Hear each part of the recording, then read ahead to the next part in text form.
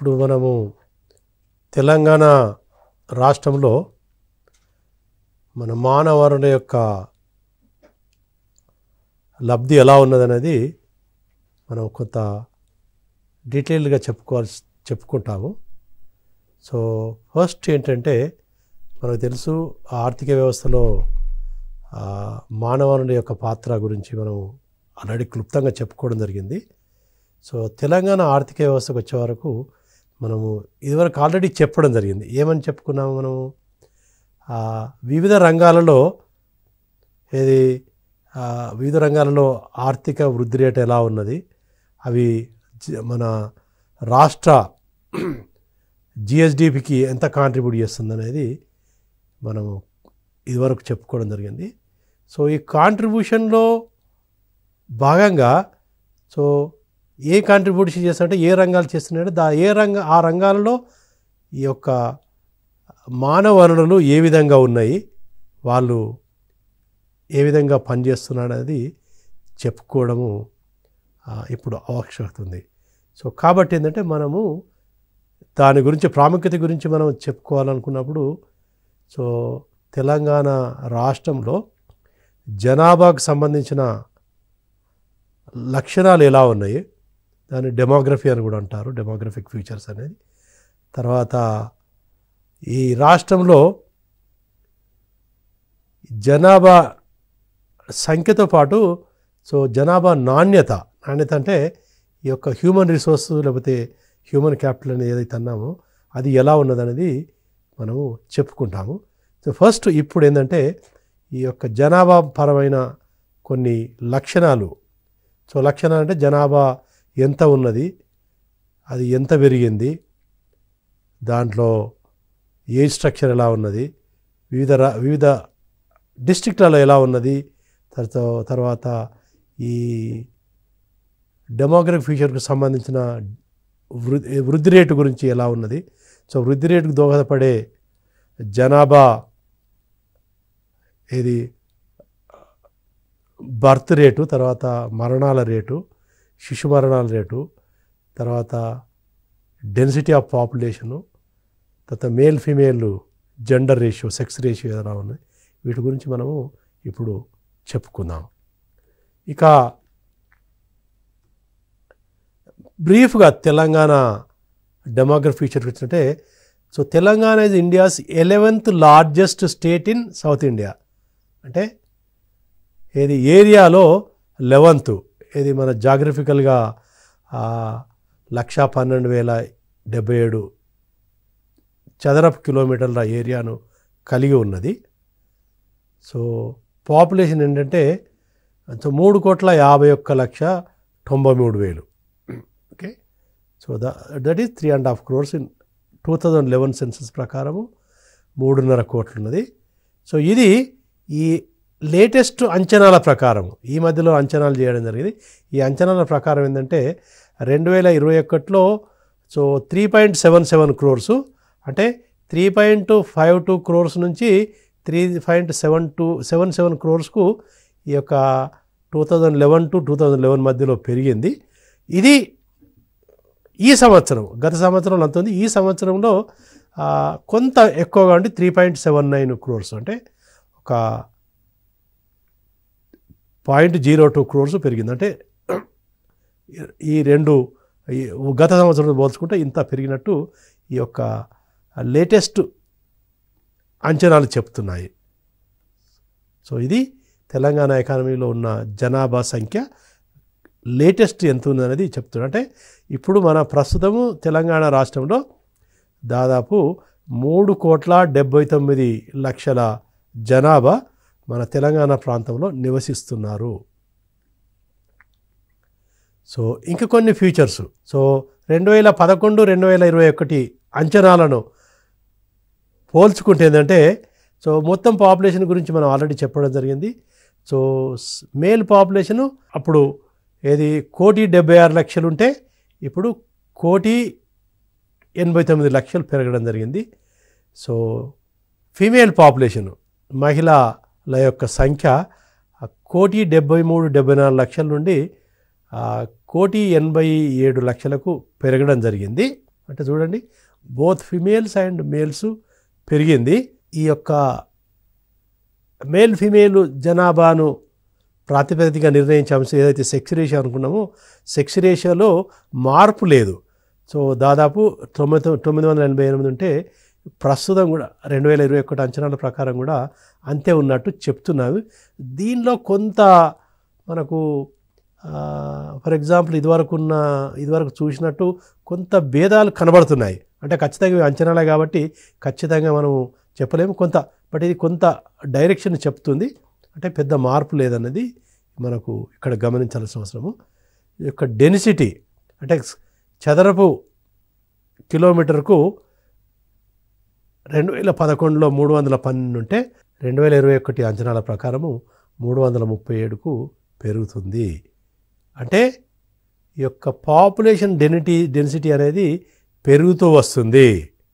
Okay, so ఇది పెరగడం అనేది కొంత ఆర్థిక వ్యవస్థపై ప్రభావితం కలగజేసే అంశమే. ఓకే, సో జనాభా పరంగా మన రాష్ట్రము 12వ స్థానంలో ఉన్నది. సో ఇదివరకు కూడా చెప్పినట్టు 12వ స్థానంలో ఉన్నది. ఏది మన భౌలిక పరంగా కూడా 12వ స్థానమే చెప్తుంది 2011లో. ఇప్పుడు కూడా 12వ స్థానంలో ఉన్నట్టు మనకు చెప్తుంది. సో మొత్తం ఏరియా 1,17,777 చదరపు కిలోమీటర్లు ఉన్నది. సో ఏరియాలో 11th ర్యాంకు, పాపులేషన్లో 12th ర్యాంకు 2011లో. దాదాపు అదే ర్యాంక్ కూడా 2021లో ఉన్నదని మనము భావించవచ్చు. పెద్ద గణనీయమైన మార్పులు అయితే జరిగినట్లేదు ఈ ర్యాంక్ పొజిషన్లలో. ఓకే, సో ఈ యొక్క అక్షరాస్యత శాతము ఇది తర్వాత మనం డీటెయిల్గా చెప్పుకుంటాం. ఎందుకంటే ఈ యొక్క మానవ వనరులను నిర్ణయించే అంశాలలో ఈ యొక్క అక్షరాస్యత కూడా చాలా ప్రాముఖ్యత వహిస్తుంది. సో ఆ విధంగా చూసుకుంటే అక్షరాస్యత శాతము 2011లో 66% ఉంటే అది 72-73%కి పెరిగింది. కాబట్టి అది కొంత మనకు పాజిటివ్ ఫీచర్గానే మనం పరిగణించవచ్చు. ఇది ఈ యొక్క జనాభా ఏ విధంగా మారుతూ వచ్చింది, అది భారతదేశంలో మొత్తం జనాభాలో ఎంత శాతము మన తెలంగాణ స్టేట్లో ఉన్నదనేది మనం ఈ పట్టిక ద్వారా గమనించవచ్చు. సో ఇది చూడండి 1961 నుండి 61 ఏంటంటే మనకు దాదాపు తెలంగాణ రాష్ట్రము ఏర్పడిన తొలి దశలో. ఓకే, తర్వాత 2021 అంటే తెలంగాణ రాష్ట్రం ఏర్పడిన తర్వాత దాదాపు అర్ధ శతాబ్దం తర్వాత, అంటే హాఫ్ డికేడ్ తర్వాత 5-6 సంవత్సరాల తర్వాత ఎలా ఉన్నదని ఇక్కడ మనకు చెప్పుకుంటుంది. సో ఇక్కడ మనం గమనించాల్సిన అవసరం ఏంటంటే 1961 నుండి 1991 వరకు జనాభా ఎక్కువ పెరుగుతుంది. అంటే పెరగడం అంటే ప్రతి సంవత్సరం ప్రతి ఈ దశాబ్దంలో కూడా పెరుగుతూ వచ్చింది. ఓకే, 127 కోట్ల నుండి 127 లక్షల నుండి 350 లక్షలు, తర్వాత లాస్ట్ ఇయర్ 377 లక్షలు, అంటే 3.77 crores పెరగడం జరిగింది. బట్ ఈ మధ్య దశాబ్దంలో మార్పును మనకి గమనిస్తే బహుశా తర్వాత చెప్పుకునే అవకాశం ఉండొచ్చు. సో దీనిలో గమనిస్తుందంటే మనం ఏదైతే 71-61 మధ్యలో భేదం ఏదైతే ఉందో అది 2011-2021 మధ్యలో భేదానికంటే కొంత ఎక్కువ ఉన్నట్టు కనబడుతుంది. అంటే దాదాపు కొంత అంటే అబ్సల్యూట్ నెంబర్లో కొంత పెరుగుతున్నట్టు కనబడ్డది, అంటే అబ్సల్యూట్ నెంబర్ కొంత తగ్గుతున్నట్టు కనబడ్డది. ఓకే, ఇది కొంత ఆలోచించాల్సిన విషయమే. ఎందుకంటే ఇది అబ్సల్యూట్ నెంబర్ ఆఫ్ అంటే 1961 నుండి 2021 వరకు ఈ జనాభా పెరుగుతున్నది. పెరుగుదలలో మార్పులు కనిపిస్తున్నాయి. అంటే it is increasing but increasing at different rates. Okay, అది తర్వాత పట్టికలో మనం చూసుకోవడం జరుగుతుంది. సో తర్వాత మన తెలంగాణ జనాభా భారతదేశంలో ఎంత శాతము జనాభా ఉందంటే ఇది మనకి ఇక్కడ గమనించాలంటే 1961లో దాదాపు 2.89% ఆఫ్ టోటల్ పాపులేషన్ ఇండియా ఈ స్టేయింగ్ ఇన్ తెలంగాణ. అంటే 2.89% జనాభా తెలంగాణ ప్రాంతంలో నివసిస్తున్నారు. తర్వాత అది 1981కి వచ్చే వరకు కొంత పెరుగుతున్నట్టు కనబడింది. 2.89%. తర్వాత 99కి వచ్చే వరకు 3.08%. అంటే the percentage of population of India staying in Telangana increased during 1961 and 1991. అంటే ఆ 3 దశాబ్దాలలో జనాభా శాతం తెలంగాణలో నివసించే భారతదేశంలో తెలంగాణలో నివసించే జనాభా శాతము కొంత పెరుగుతూ వచ్చింది. 2.89 నుండి 3.08కు పెరిగింది. తర్వాత 1991 తర్వాత ఈ శాతము తగ్గుతూ వచ్చింది. ఓకే, అంటే 3.08 నుండి 2001కి వచ్చే వరకు 3.01కు తగ్గింది. తర్వాత 2011 వరకు 2.89 వరకు తగ్గింది. తర్వాత లాస్ట్ ఇయర్ ఇది ఇంకా తగ్గి 2.76%కు వచ్చింది. ఓకే, సో అంటే ఏంటిది, population is increasing over a period of time. అంటే ఓవరాల్గా ఈ పట్టికను మనము పరిశీలించినైతే మనము 2 అంశాలు క్లియర్గా చెప్పుకోవచ్చు. అంటే ఫస్ట్ ఏంటంటే that population is increasing over a period of time. అంటే ఈ 5-6 దశాబ్దాలలో తెలంగాణలో జనాభా పెరుగుతూ వచ్చింది. కానీ దేశంలోని జనాభా శాతం ఏదైతే జనాభా శాతం తెలంగాణలో ఆ శాతం తగ్గుతూ వచ్చింది. సో దీన్ని బట్టి మనం ఏం అంశం చేయాలంటే, ఒకటి మన తెలంగాణలో యొక్క బర్త్ రేటులో తగ్గుదల కనిపించవచ్చు, అంతే కదా, తెలంగాణ తగ్గించవచ్చు. తర్వాత తెలంగాణతో పోల్చుకుంటే వేరే రాష్ట్రాలలో జనాభా రేట్ ఎక్కువ ఉండొచ్చు. ఫర్ ఎగ్జాంపుల్ బీహారు తర్వాత ఉత్తరప్రదేశ్ ఏవైతే రాష్ట్రాల్లో వాటిలలో జనాభా పెరుగుదల రేటు ఎక్కువగా ఉంది. మోర్ దాన్ 2 డిజిట్, ఏది డబుల్ డిజిట్లో ఉంది. ఆ రాష్ట్రాలు 5-6 రాష్ట్రాలు అయితే మనం చెప్పుకున్నాం ఇంతవరకు. ఆ రాష్ట్రాలలో జనాభా పెరుగుదల రేటు 2 డిజిట్లో ఉంది. తెలంగాణలో జనాభా వృద్ధి రేటు సింగిల్ డిజిట్లో ఉన్నట్టు. సో కాబట్టి ఆ రాష్ట్రంలో పెరుగుదల రేటు ఎక్కువడం వలన జనాభా శాతానికి వచ్చే వరకు తెలంగాణలో నివసించే జనాభా శాతము తగ్గుతుంది. సో తగ్గడానికి కారణం ఏంటంటే, తెలంగాణ రాష్ట్రంలో ఈ యొక్క బర్త్ డెత్ రేటు పెరుగుదల ఒక కారణము. అయితే వేరే రాష్ట్రాల్లో కూడా ఈ జనాభా పెరుగుదల కూడా ఈ యొక్క శాతంపై ప్రభావితం కలిగేస్తుంది. సో వీటన్నిటి యొక్క ఫలితంగానే మన తెలంగాణ రాష్ట్రంలో నివసించే జనాభా శాతము తగ్గుతూ వచ్చింది. సో ఇక్కడ మనకు 2 ఇంపార్టెంట్. ఒకటి ఏంటంటే, తెలంగాణలో ఈ యొక్క బర్త్ రేట్ అనేది తగ్గుతూ వస్తుంది. అంటే జనాభా వృద్ధి రేటు తగ్గుతుంది. ఎందుకంటే డెత్ రేటు తర్వాత జనాభా బర్త్ రేటు కూడా గణనీయంగా తగ్గుతూ వచ్చింది. సో ఆ విధంగా ఏంటంటే కొన్ని విధానపరమైన నిర్ణయాల వలన తెలంగాణ రాష్ట్రము జనాభా పరంగా కొంత పురోగతి పొందిందని అనుకోవచ్చు మనం. సో దానివలన ఒకటి. రెండోది ఏంటంటే, వేరే రాష్ట్రాలలో ఈ వృద్ధి రేట్ ఎక్కువ. అంటే ఇంకా కొన్ని రాష్ట్రాల్లో fertility rate is very high, death rate is very high. So దానివలన అంటే నెట్ ఏదైతే జనాభా పెరుగుదల ఉంటుందో అది ఎక్కువగా ఉన్నది వృద్ధి రేటు. సో ఆ రాష్ట్రాల్లో పోల్చుకుంటే మన తెలంగాణ రాష్ట్రంలో కొంత తక్కువగా ఉన్నది. కాబట్టి ఏంటంటే యాజ్ ఎ రిజల్ట్ ఏంటంటే తెలంగాణ శాతం మొత్తం ఓవరాల్ ఇండియాలో శాతంగా తగ్గుతూ వచ్చింది. ఇది ఒక విధంగా మనకు శుభసూచకంగానే మనము పరిగణించవచ్చు. ఇది ముఖ్యంగా 1991 తర్వాత మనకు ఈ పరిణామం కలిగింది. అంటే జనాభా పెరుగుదలలో కూడా తగ్గుదల కనిపిస్తున్నట్టు చెప్పవచ్చు. ఇక రూరల్ అర్బన్కు సంబంధించిన వరకు ఏంటంటే, ఇది ఇప్పటికీ కూడా దాదాపు 61-62% రూరల్ ఏరియాస్లో, అర్బన్ ఏరియాస్లో దాదాపు 38.67% ఉంది.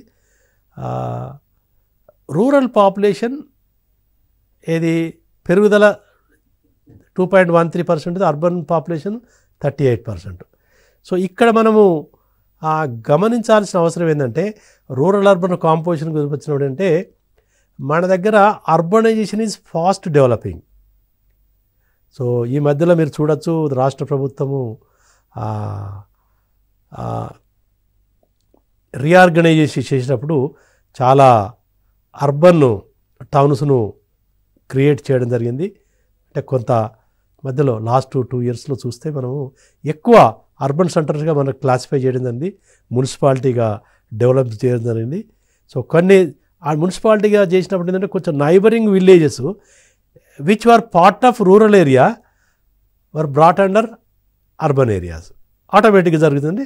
కొన్ని ఏవైతే రూరల్ ఏరియాస్ అవి అర్బన్ ఏరియాస్గా పరిగణించడం వలన urban population is increasing at a faster rate than rural areas. ఎందుకంటే part of the rural area which was part of rural area now brought under urban area. So కాబట్టి rural area యొక్క శాతం తగ్గుతూ urban area శాతం పెరుగుతూ ఉన్నది. దానికి తోడు మైగ్రేషన్ ఎందుకంటే రూరల్ ఏరియాస్ నుండి అర్బన్ మైగ్రేషన్ ఎప్పుడు ఉన్నది. సో రూరల్ ఏరియాస్ అర్బన్ పెరగడం వల్ల కూడా అర్బన్ పాపులేషన్ పెరుగుతుంది. సో కాబట్టి ఏంటంటే దాదాపు ఈ అర్బనైజేషన్ ఎక్కువ జరుగుతుంది. రాను దాదాపు 40% దగ్గరకు వచ్చింది. ఇది చాలా ఇంపార్టెంట్ ఇష్యూ. ఏంటంటే అర్బనైజేషన్ ఈ Telangana state is one of the fast growing urbanised state. So కాబట్టి అంటే ఇది పెరుగుతూ వచ్చిందని కూడా ఏం జరుగుతుంది, 40% అంటే తక్కువ కదా. ఒకప్పుడు 20% ఉన్న అర్బన్ పాపులేషన్ ఇప్పుడు దాదాపు 40% వచ్చింది. 40% రావడం వలన ఎటువంటి లాభాలు ఉంటాయి, ఎటువంటి నష్టాలు ఉంటాయి. లాభాలు ఉంటాయి, నష్టాలు కూడా ఉంటాయి. సో అవి ఏ విధంగా మన తెలంగాణ ఆర్థిక వ్యవస్థపై ప్రభావం చేస్తున్నది కూడా మనం ఇక్కడ గమనించాల్సిన అవసరము. దాని గురించి మనము డెమోగ్రఫిక్ డివిడెండ్కు సంబంధించిన అంశాలప్పుడు కొంత చెప్పుకుందాము తర్వాత. ఇక్కడ చూడండి పాపులేషన్. ఇక్కడ నెక్స్ట్ ఏంటంటే ఈ యొక్క పాపులేషన్ గ్రోత్ ఎలా మారుతూ వచ్చింది నేను ఆల్రెడీ చెప్పడం జరిగింది. సో ఒకటి ఏంటంటే Telangana population growth in the last 1961 నుంచి 1, 2, 3, 4, 5, 6 దశాబ్దాలలో చూసుకుంటే ఏంటంటే ఈ మొదట్లో కొత్త తెలంగాణలో పాపులేషన్ గ్రోత్ రేట్ పెరుగుతూ వచ్చింది. సో 91 వరకు నేను ఆల్రెడీ చెప్పాను కదా. సో దాదాపు 91 వరకు వృద్ధి రేటు అంటే percentage of population growth is more during 1961 and 1991. So first డికేడ్లో 61-71 ఫస్ట్ డికేడ్ ఆఫ్ ఫార్మేషన్లో దాదాపు 24.6% ఉంటే అది పెరుగుతూ ఈ రిఫార్మ్స్ పీరియడ్ వరకు 29%, దాదాపు 30% ఉండే. తర్వాత ఈ యొక్క 91 పీరియడ్ ఇవి ఆల్సో ఎకనామిక్ రిఫార్మ్స్ పీరియడ్ తర్వాత ఈ వృద్ధి రేటు తగ్గడం జరిగింది. అది 18.8%గా అంటే 29.3 నుంచి 18.8%. సో దాదాపు 10 percentage points తగ్గడం జరిగింది. There is a 10 percentage points decline in population during 1991 and 2001. అది చాలా ముఖ్యమైన అంశం మనం ఇక్కడ పరిగణించాల్సిన అవసరం ఉంటుంది. సో తర్వాత ఫర్దర్గా 2011 నుంచి 2001 నుంచి 2011 మధ్యలో కూడా 18.8 నుంచి 13.6%గా తగ్గడం జరిగింది. అంటే దాదాపు మనకు 5-6% జనాభా వృద్ధి రేటు తగ్గడం జరిగింది. వృద్ధి రేటు పాజిటివ్ ఉన్నది, వృద్ధి రేటు తగ్గడం జరిగింది. ఇక 2011-2021 మధ్యలో ఇది కొంత ఈ గణాంకాలు ఒక్కొక్క దగ్గర 7.6, 8.5 అని ఒక దగ్గర అన్నారు. But it is less than 10%. That much. ఒకటి ఏంటంటే 10% తక్కువగా ఉన్నది, అంటే తగ్గింది. ఇది ఒక దగ్గర 7.6 అని, ఒక దగ్గర 8.5 అనేది సూచించడం జరిగింది. అది డిపెండ్స్ అపాన్ ఏది మెథడాలజీ డాటా సోర్స్ని బట్టి ఇది. బట్ లెస్ దాన్ 10% తగ్గడం జరిగింది. సో ఇది అంటే ఆల్మోస్ట్ సింగిల్ డిజిట్కి వచ్చింది. డబుల్ డిజిట్ నుంచి సింగిల్ డిజిట్కు వృద్ధి రేటు, జనాభా వృద్ధి రేటు తగ్గడం జరిగింది. సో ఇక ఇండియాతో పోల్చుకుంటే ఇండియా చూడండి. సో ఇండియాలో 1961-71 పీరియడ్లో 24.8% ఉంటే అది 24.7% ఉంది. తర్వాత 33.9% పెరిగింది. ఇది 81-91 పీరియడ్లో ఇండియాలో పెరిగింది, తెలంగాణలో కూడా పెరిగింది. అంటే పెరగడానికి కారణం ఏంటిది మనం పరిశీలించాల్సిన అవసరం ఉంటుంది. సో తర్వాత 91 తర్వాత మన తెలంగాణలో ఎలాగైతే తగ్గిందో ఆల్ ఇండియాలో కూడా తగ్గడం జరిగింది. 33.9% నుంచి 21.5% తగ్గింది. ఫర్దర్ 21.5 నుంచి 17.7% 2001-2011 మధ్యలో జరిగింది. సో తర్వాత లేటెస్ట్ 2011-2021 మధ్యలో ఇది 9.9 అంటే దాదాపు 10% ఉంది. సో ఇక్కడ అంటే దీంట్లో ఒక్కటి ఏంటంటే ఏదైతే ట్రెండు ఆల్ ఇండియాలో ఉందో తెలంగాణలో కూడా మనం గ్రహించవచ్చు. అంటే ఫస్ట్ ఫ్యూ డికేట్స్లో పెరుగుతూ వచ్చింది, తర్వాత లాస్ట్ ఫ్యూ డికేట్స్లో తగ్గింది. అది ఆల్ ఇండియాలో తగ్గింది, తెలంగాణలో తగ్గింది.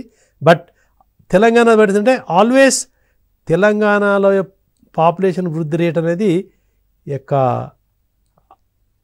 జాతీయ వృద్ధి రేటు కంటే తక్కువ ఉంది. అంటే జాతీయంగా ఈ ఆల్ ఇండియాలో పాపులేషన్ గ్రోత్ కంటే తెలంగాణలో యొక్క జనాభా వృద్ధి రేటు తక్కువగా ఉన్నది. ఇది ఈ 61-71 చూడండి, లేకపోతే 2011-2021 చూడండి. రెండిట్లలో చూస్తే కూడా ఎప్పుడు ఆల్ డికేడ్స్లో సో దట్ వే తెలంగాణలో జనాభా వృద్ధి రేటు ఆల్ ఇండియా వృద్ధి రేటు కంటే తక్కువగా ఉన్నది. అది సో 1981-91లో అయితే 33.9% ఉంది.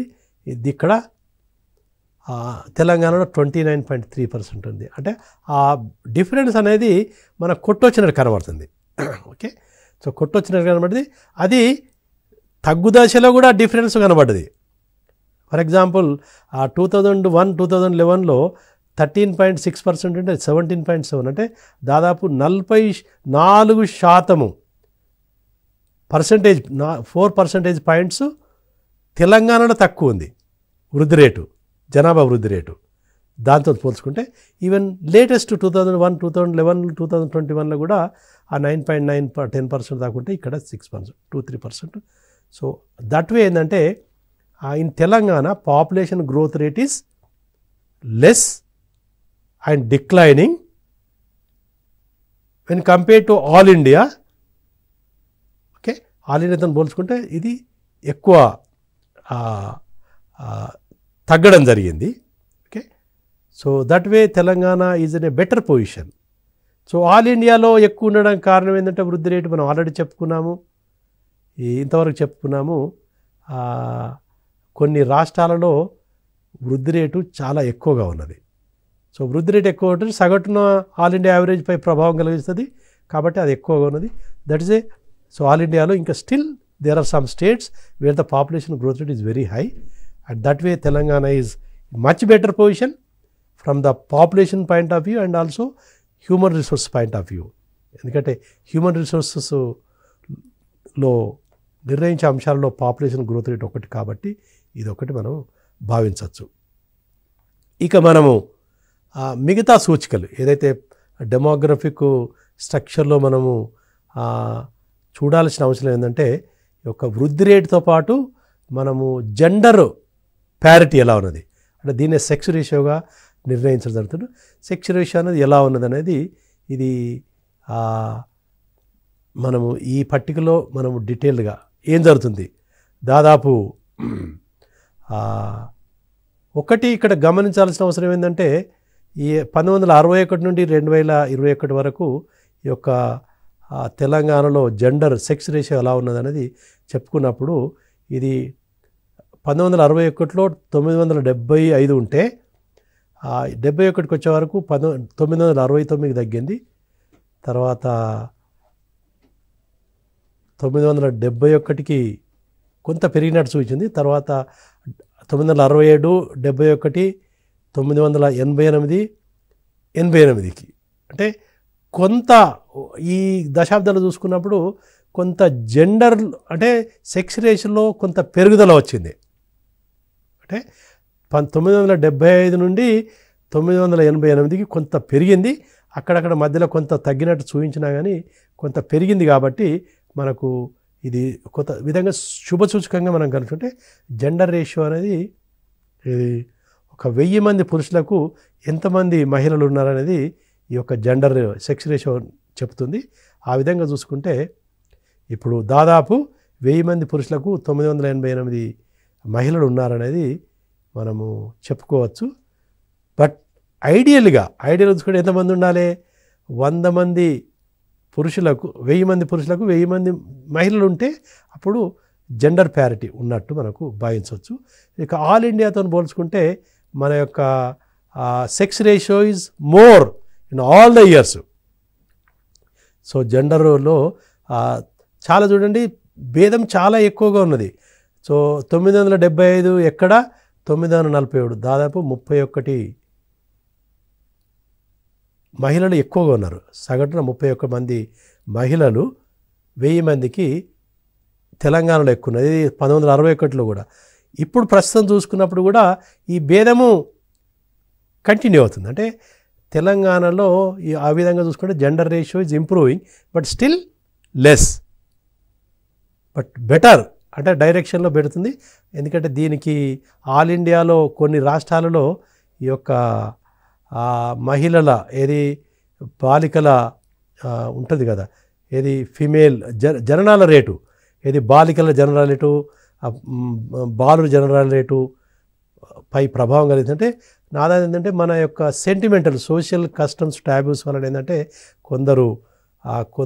కొన్ని వర్గాలు, కొన్ని కుటుంబాలు, కొన్ని దాని ఏంటంటే వాళ్ళు దే ప్రిఫర్ మేల్స్ అంటే బాయ్స్ను ప్రిఫర్ చేస్తారు. సో ఫీమేల్స్ అనేవారు మళ్ళా ఫీమేల్ గర్ల్స్ అనేవారు కొంత డిస్క్రిమినేట్ చేయడం వలన కొంత వివక్ష చూపడం జరుగుతుంది. వివక్ష వలన ఏంటంటే మహిళలను వృద్ధి రేటుపై ప్రభావం కలిగిస్తుంది. సో అందుకే ఏంటంటే అటు తెలంగాణ రాష్ట్రంలో కానీ మొత్తము భారతదేశంలో కానీ ఇది నిష్పత్తి కొంత తక్కువ ఉండడానికి కూడా ఈ యొక్క మహిళలపై వివక్ష, శిశు జననాలపై వివక్ష ఉండడం కూడా ఒక విధంగా పరిగణిస్తుంది. బట్ రాను ఈ వివక్ష కొంచెం తగ్గడం వలన కొంత నిష్పత్తి ఏంటంటే సమానంగా రావడానికి ఆస్కారం ఉంటుంది. ఇక్కడ మనము ఇంతవరకు మనము చూసుకుంటే ఏంటంటే ఇంతవరకు మనము జనాభా పరంగా తెలంగాణ జనాభా పరంగా చూసుకున్నప్పుడు జనాభా ఎంత ఉన్నది, అది ఏ విధంగా పెరుగుతూ వచ్చింది, భారతదేశంలో పోల్చుకుంటే ఎలా ఉన్నది అనేది మనము ఇప్పుడు చెప్పుకోవడం జరిగింది. ఇప్పుడు ప్రస్తుతం ఏంటంటే మనము ఇంకా వివిధ రకాల అంశాలు డెమోగ్రఫిక్ స్ట్రక్చర్లో సెక్స్ రేషియో, డెన్సిటీ, మిగతా అంశాలను మనము చెప్పుకుందాం ఇంకా. Thank you.